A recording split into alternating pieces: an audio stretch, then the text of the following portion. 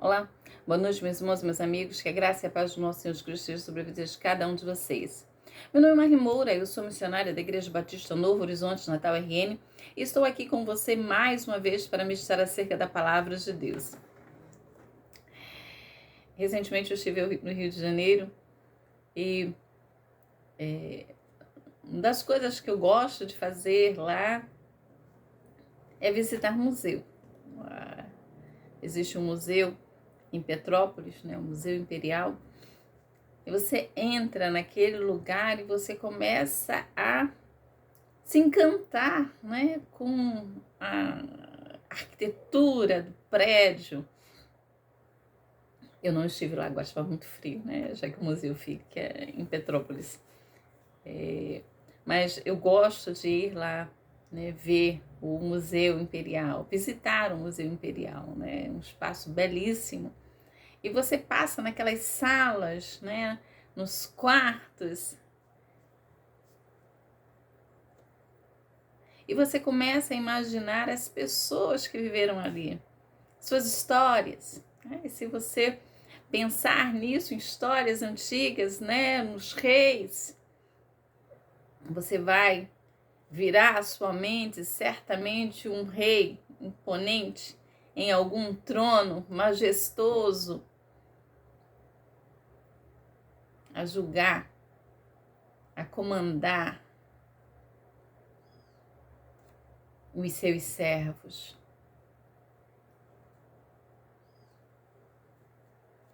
A visão de um rei em um trono.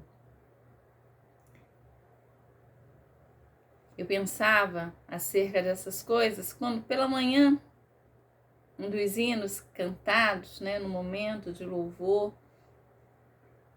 falava do poderoso Deus e que aquele que está sentado é digno de honra e de louvor. E aí, obviamente, eu me remeti, né, para Apocalipse, que é o texto que eu gostaria de meditar com vocês nesta noite. Apocalipse, capítulo 4. Eu vou fazer a leitura de todo o texto, aí eu peço que você acompanhe a leitura de Apocalipse, que diz assim: depois destas coisas, olhei, e eis não somente uma porta aberta no céu, como também a primeira voz que ouvi, como de trombeta, a falar comigo, dizendo: sobe para aqui, e te mostrarei o que deve acontecer depois dessas coisas. Imediatamente eu me achei em espírito, e eis armado no céu um trono, e no trono alguém assentado.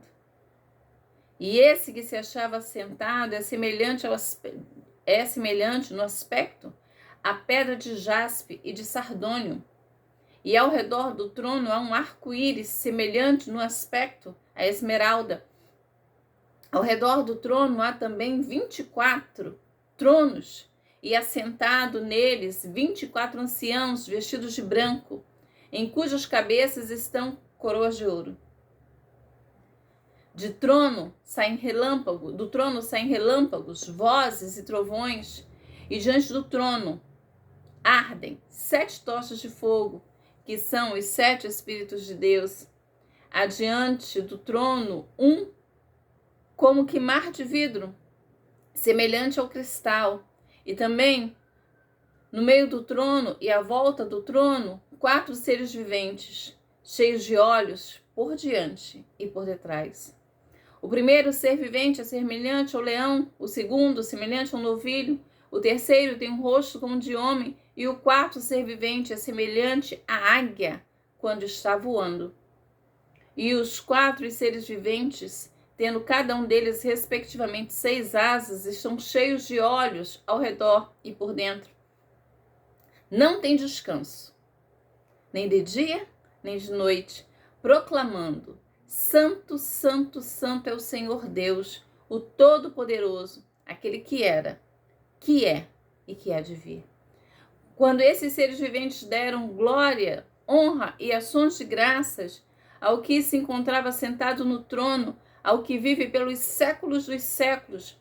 Os 24 anciãos prostrar-se-ão diante daquele que se encontra sentado no trono, adorarão o que vive pelos séculos dos séculos e depositarão suas coroas diante do trono, proclamando: Tu és digno, Senhor e Deus nosso, de receber a glória, a honra e o poder. Porque todas as coisas tu criastes, sim, por causa da tua vontade, vieram a existir e foram criadas. Tu és digno, Senhor, verso 11, e Deus, Senhor e Deus nosso, de receber glória e honra e o poder. Porque todas as coisas tu criastes, sim, por causa da tua vontade, vieram a existir e foram criadas. Todas as coisas.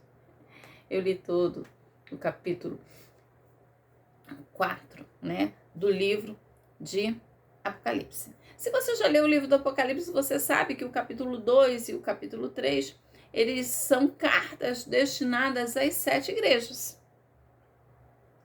Advertências e promessas são feitas às igrejas, quase todas, né? Promessa a todas, né? Advertência a quase todas são feitas. Então, a gente encerra aqui o capítulo 3, né? Com 2 e 3, com essas cartas.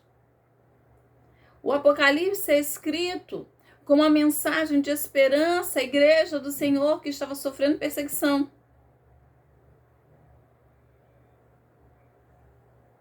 Uma mensagem de esperança.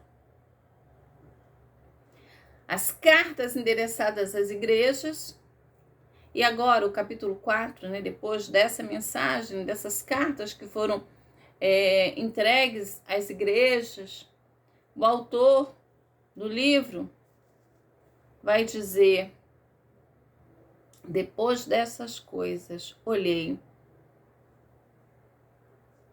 e eis não somente uma porta aberta no céu, mas uma voz que dizia: sobe aqui e te mostrarei.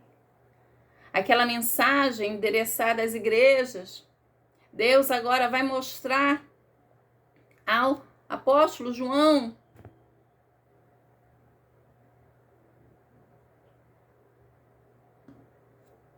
o céu, a visão do trono de Deus. É claro que o livro continua, né? A gente tem aí toda uma mensagem que é apresentada, né? As visões que João tem. Mas eu vou falar nesta cena, né? O livro do Apocalipse, né? Você vê as cenas que acontecem. E agora essa cena é a cena do trono de Deus. Jesus já disse, né? Já mostrou aí, já endereçou cartas às 7 igrejas. O resto do livro vai ser uma mensagem a essas igrejas. Ele vai mostrar aí, ele vai dar instruções para a sua igreja daquela época e de todas as épocas. Uma porta aberta no céu. Imagine aí que João para e olha para o céu, uma porta aberta, um acesso ao céu.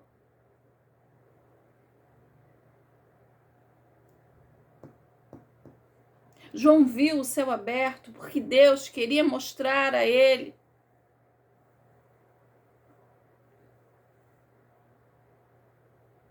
Deus queria dar a João uma visão para que a igreja que estava aqui imaginasse. Tivesse certeza, tivesse a clareza.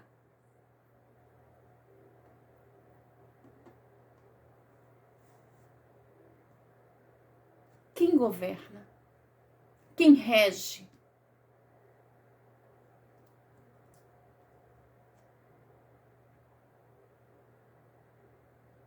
Todas as coisas. Havia um imperador que estava realmente assentado em um trono. Mas havia um trono acima desse trono. Muitas vezes nós nos esquecemos disso, né? Muitas vezes nós esquecemos quem dirige a história, quem controla todas as coisas.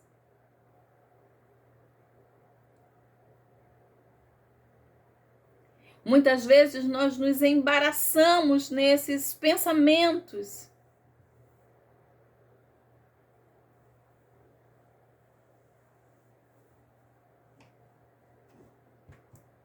E nos perdemos. A igreja precisava crer e saber quem estava no controle de todas as coisas e para onde essa igreja estava caminhando.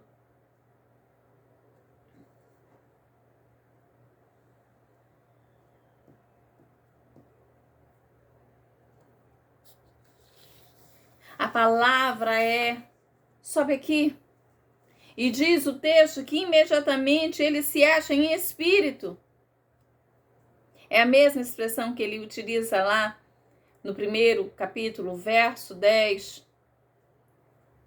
Mostra aí como é que ele estava, o estado que ele estava ao receber esta visão. E quando ele chega e quando ele se vê nesse lugar, ele vê um trono no céu.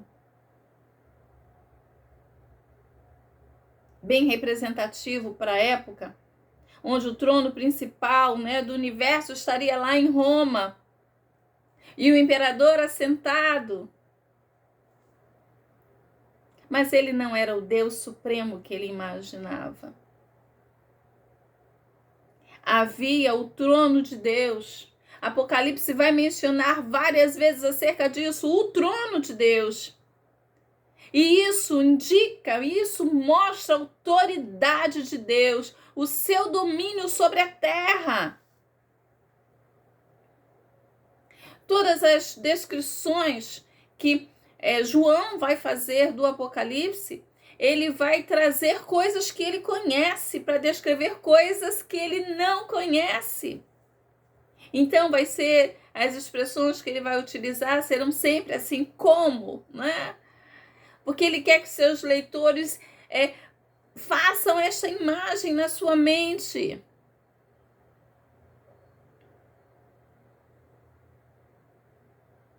Não havia palavras que ele conhecesse que pudessem descrever Deus realmente como ele era.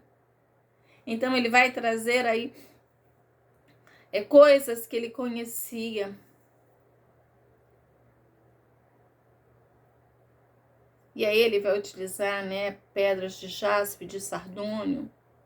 Ele vai falar aí do arco-íris, da esmeralda, que são pedras brilhantes que vão refletir a luz ao redor do trono.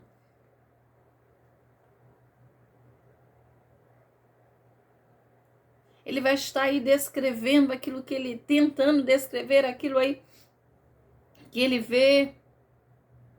E aí ele vai utilizar essas pedras, né, as cores, né, que em relação à luz, as cores que elas vão refletir.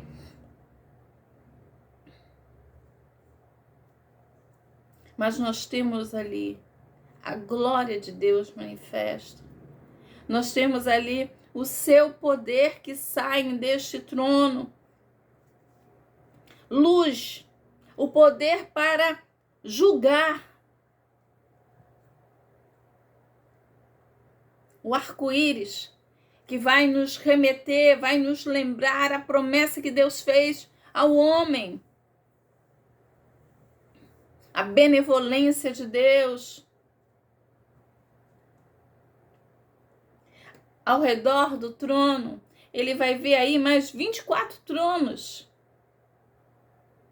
E 24 anciãos assentados nesse trono, vestidos de branco, coroas em sua cabeça. Então ele começa a descrever aí aquilo que ele está vendo ao redor do trono. É a figura central, o trono de Deus. E ele vai ver mais esses 24 tronos, né, com 24 anciãos assentados. E aí a gente tem algumas explicações acerca disso, os 24 turnos, né, que os sacerdotes tinham, ou a igreja na sua totalidade, as duas alianças. E para mim isso, né, a descrição aí da igreja de todos os tempos, das alianças, né, aqueles vencedores vestidos de branco que receberam aí as suas coroas, como é prometido lá as igrejas, né, nos capítulos anteriores. Aqueles que recebem, aqueles que estão vestidos de branco, que lavaram as suas vestes no sangue do Cordeiro, que recebem as suas coroas e reinam como seu Senhor. Então, eu acho que essas duas tendências, né, sacerdotes e do povo de Deus, Velho e Novo Testamento, eu acho que elas se fundem, na verdade, até porque a igreja do Senhor é chamada a isso como sacerdócio santo.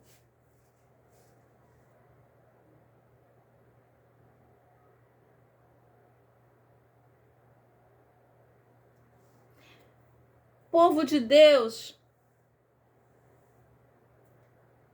que está ali.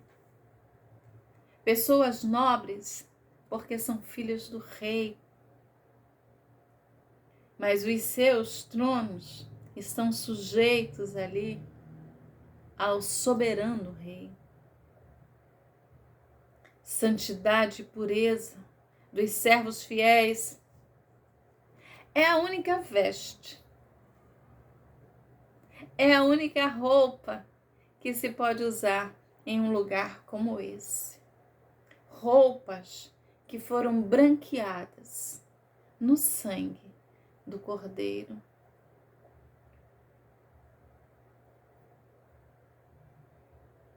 Esses que estão assentados, eles possuem coroas. Mas você vai ver no final do texto que eles pegam as suas coroas e depositam diante do trono de Deus. E aí ele continua aí com essa visão, né, do trono que saem vozes, trovões, os 7 ao redor do trono. Você vai ver que ele vai dizer que há 7 tochas de fogo, que são o Espírito de Deus, está lá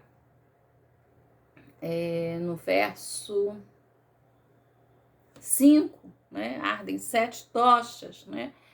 O 7 também tem um significado, né? Uma simbologia específica no Novo Testamento, os 7 Espíritos, né? É a sua totalidade, o Espírito Santo de Deus, o Deus que está aí, que conhece todas as coisas, que está presente, que conhece e está presente em todos os lugares. E vai dizer aí no verso 6 acerca do mar de vidro semelhante ao cristal. No Antigo Testamento, né? Você vai ver uma imagem no Antigo Testamento dos sacerdotes que eles precisavam aí se lavar no mar de fundição antes de chegar perto de Deus. Você vai ver isso no Antigo Testamento, ele vai falar acerca disso. E aí é uma nota acerca da santificação. Aqueles que se aproximam de Deus precisam estar santificados com as suas vidas santas no altar de Deus, já que esse é um Deus santo.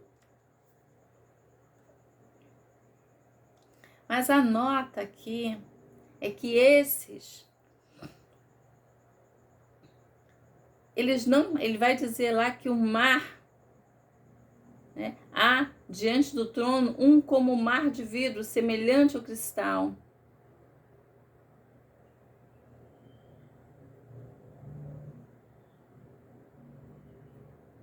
Mar de cristal e não aquele mar. Se você olhar lá no final do Apocalipse, você vai dizer que o mar já não existe. E por quê? Porque aqueles que estão lá diante de Deus estão com uma comunhão perfeita. O pecado já não mais existe. Mas para a gente que está aqui, vida de santidade, vida no altar de Deus. E ele vai falar aí dos 4 seres viventes. E ele vai dizer aí que eles estão cheios de olhos. A capacidade de ver tudo, eles estão ao redor de Deus. Nada escapa aí do conhecimento desse soberano. Ele vai dizer que esses seres viventes, eles são semelhantes ao leão, falando aí desse animal que simboliza a realeza. O novilho, um animal conhecido aí pela sua força, o homem, juntando a inteligência, né, a força. A águia, que é aquele predador aí rápido. Vai fazer a descrição deles, né, acerca das asas, dos olhos.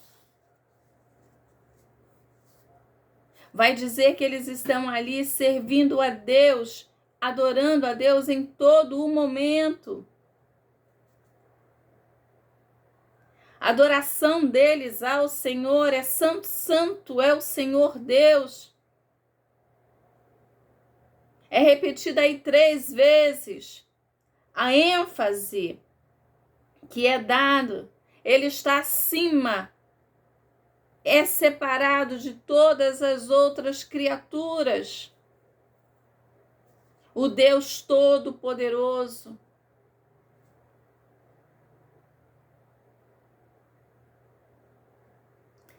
Para os fiéis, isso aqui, meus irmãos, é uma garantia da proteção, porque Deus tem um poder absoluto. E isso aí vai fazer toda a diferença na vida do cristão. Vai saber que eles estão protegidos por Deus. Ainda que o inimigo se ache muito forte.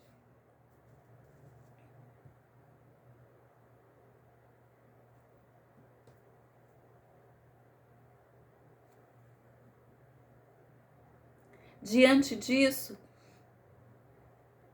os 24 anciãos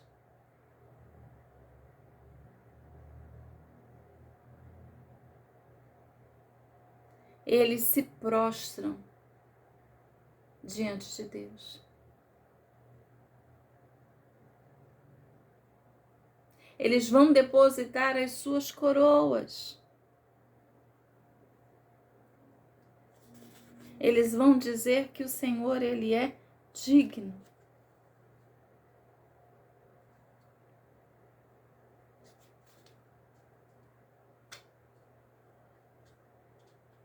A coroa está ali para glorificar ao seu Senhor. Eles vão reconhecer e vão entregar toda a glória a Deus. Eles vão reconhecer que tudo vem dele, tudo deve ser para ele. Deus, ele é digno da glória, da honra. A honra devida à posição que ele ocupa, a reverência devida à posição que ele ocupa.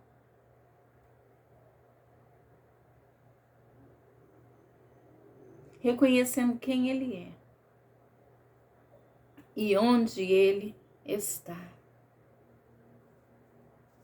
Meus irmãos, e é isso que eu gostaria, né, de encerrar esta mensagem dizendo: nós não podemos pensar por um momento sequer que Deus perdeu o controle de nada.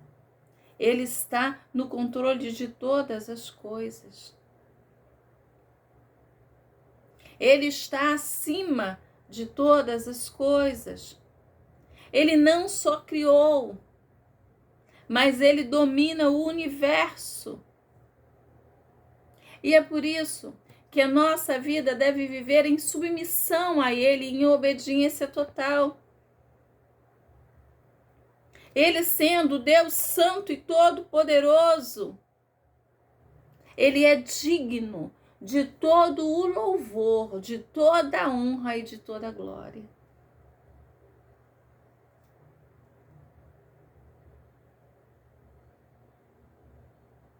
Para aqueles que estavam sofrendo a perseguição, era um alerta, uma indicação. Há um Deus acima nos céus, conhecedor de todas as coisas e que tem todo o poder. Vivam para glorificar e exaltar o nome do Senhor. E aí ele continua dizendo as outras coisas nos capítulos seguintes. A promessa de que ele voltaria em breve para buscar todos aqueles que ouviram a sua voz e atenderam o seu convite, lavando as suas vestes no sangue do Cordeiro, fazendo de Jesus Senhor e Salvador das suas vidas. Grande abraço, Deus abençoe você e até a próxima.